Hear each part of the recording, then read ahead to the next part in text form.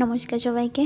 তো আমি আবার চলে এলাম আরেকটা নতুন ভিডিও নিয়ে। দেখুন কি রান্না করব। মাছ রাখা আছে, এখানে টমেটো আর এটা শুটকি, ইলিশ শুটকি, আর পেঁয়াজ, রসুন, শসা, শুকনো লঙ্কা, এখানে ধনেপাতা আর কাঁচা লঙ্কা আছে, ফুলকপি আলু কাটা আছে, আর এখানে আমি ডাল বসিয়েছি সিদ্ধর জন্য, আর ভাতটা আমি আগে থেকে নামিয়ে রেখে দিয়েছি। তো আমি আজকে রান্না করব শুটকির চাটনি, ডাল দিয়ে, শসা দিয়ে, আর ফুলকপি দিয়ে, আলু দিয়ে মাছের ঝোল। তো ডাল সিদ্ধ হয়ে গেছে, এবার আমি ডাল নামিয়ে দেবো, কড়াই বসিয়ে দেবো। আমি আগে শুটকির চাটনি করে নেব। আমি জানি আপনারা অনেকে শুটকি খান না, তো যারা খান তারাই জানেন শুটকি খেতে কীরকম, আর যারা খান না তারা হয়তো জানেন না কীরকম। আমি খেতে জোর করব না, যদি ইচ্ছে করে তাহলে একবার খেয়ে দেখতে পারেন। তো তেল গরম হয়ে গেলে এখানে আমি রসুন আর পেঁয়াজ কুচি দিয়ে দেবো। তারপর এটাকে একটু নেড়ে চেড়ে আমি এখানে কাঁচা লঙ্কা অ্যাড করে দেবো।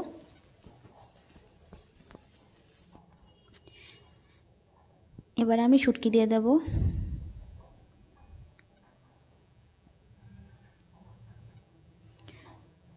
শুটকিটা একটু ভাজার পর আমি এখানে টমেটো দিয়ে দেব।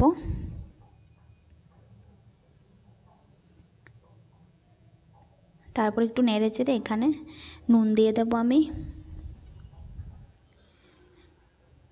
নুন, হলুদ গুঁড়ো আর একটু গুঁড়ো লঙ্কা দিয়ে দেব। এটা যেহেতু শুটকির চাটনি তাই আমি একটু ঝাল ঝাল করব। এটা ঝাল ঝাল খেতেই ভালো লাগে বেশি। তারপর একটু ভালোভাবে ভেজে নেব।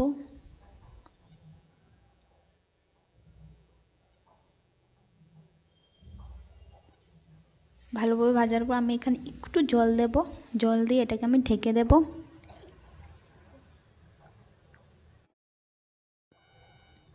তার কিছুক্ষণ পর আমি ঢাকনাটা খুলে দেখে নেব। এই যে দেখুন, এটা একদম রেডি হয়ে গেছে। এবার আমি এটাকে নামিয়ে নিতে পারি।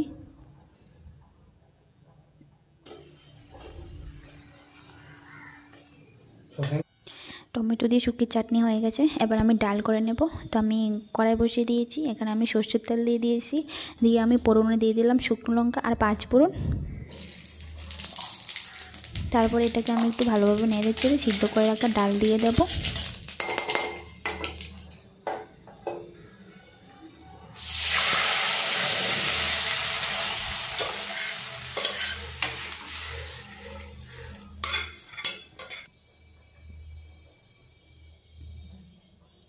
আমি এই ডালে আগে থেকে নুন দিয়ে দিয়েছিলাম, তাই আমি নুন দেব না আর। এখানে আমি হলুদ গুঁড়ো দিয়ে দিলাম আর কেটে রাখা শসাটা দিয়ে দেব।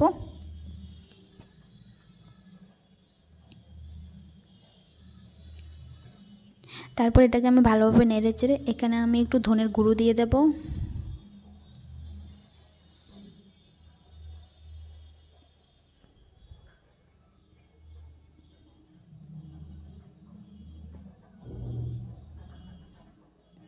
এবার আমি কিছুক্ষণের জন্য ডালটাকে ঢেকে দেব।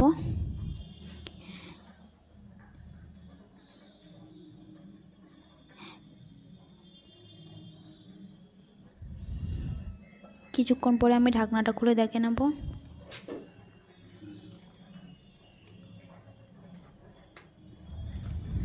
শসা সিদ্ধ হয়ে গেছে। ডাল আমি এবার নামিয়ে নিতে পারি।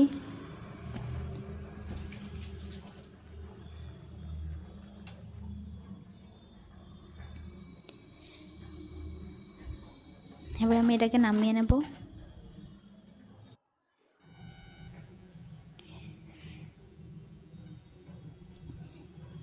আচ্ছা, এবারে আমি ফুলকপি দিয়ে আলু দিয়ে মাছের ঝোলটা রান্না করে নেব।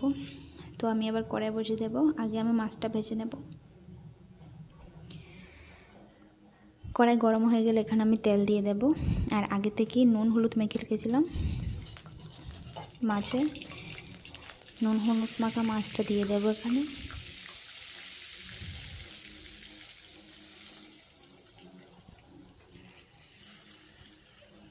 মাছটা ভাজা হতে হতে আপনারা একটা জিনিস দেখে নিন।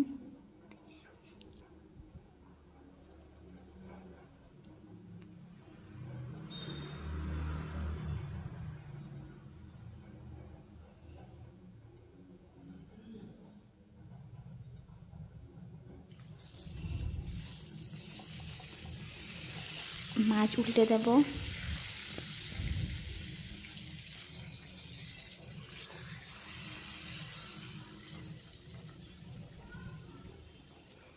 তারপরে এই পিঠ মাছ এপিট ওপিট দুনো পিঠ ভালোভাবে ভাজা হয়ে গেলে এবার আমি মাছটা নামিয়ে নেব।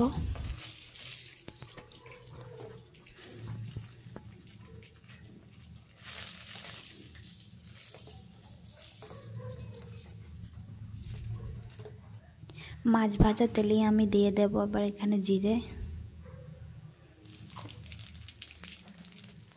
জিরেটা ভাজা হয়ে গেলে এখানে ফুলকপি আর আলুটা দিয়ে দেব। তারপর এটাকে হালকাভাবে নেড়ে চেড়ে এখানে আমি অ্যাড করে দেব হলুদ গুঁড়ো,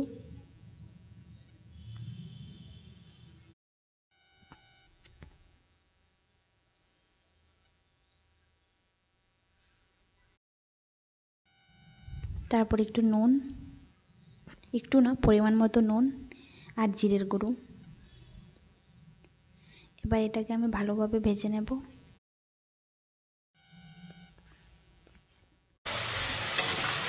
এখানে আমি আর একটু লঙ্কা গুঁড়ো দিয়ে দিলাম। এটাকে ভালোভাবে ভেজে আমি এখানে জল দিয়ে দিয়েছি। তারপর আমি কেটে রাখা কাঁচা লঙ্কা দিয়ে এটাকে আমি কিছুক্ষণের জন্য ঢেকে দেব। তারপর 5 মিনিট পরে আমি ঢাকনাটা খুলে আলু সিদ্ধ হয়েছে কিনা দেখে নেব। হালকা একটু সিদ্ধ হলে আর একটু ভালো হবে। তো আমি ভেজে রাখা মাছটা দিয়ে